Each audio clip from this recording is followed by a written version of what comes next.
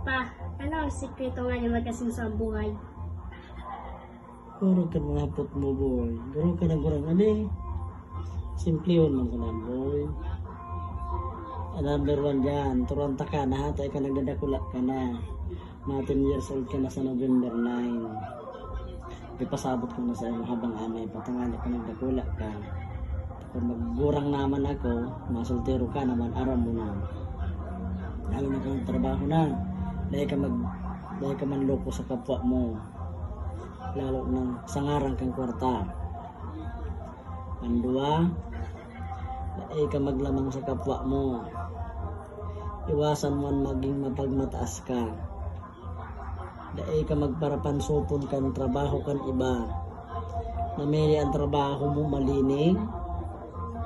Ang trabaho mo relax ka. Mili ang trabaho mo malinig ang panulutan mo. Tapos mamaliitin mo ang mga mati ang trabaho. Dahil ka kaiyan. Pantulo, makuntinto ka kung anong nag-abot sa imong grasya na tao kang nasa itaas ta. Dahil ka maghangad kang harlang kawon. Dahil ka maggibo kiparaan na kung ang pangarap mo halang kawon, buya mo mapadali ang pangarap mo na umabot. Dahil ka kaiyan. Dahil maray na dulot iyan. Makakagibo ka kang kimaraot. Lalong-lalo na sa kapwa mo. Dahil ka mag-aburido kung anong pagsubok nag-abot sa buhay mo.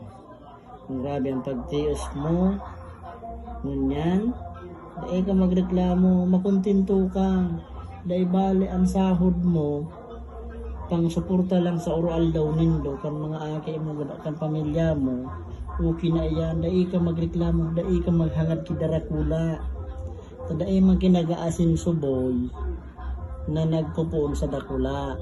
Ang nagtawong nag-asinso, nagpupuon iyan sa sadit.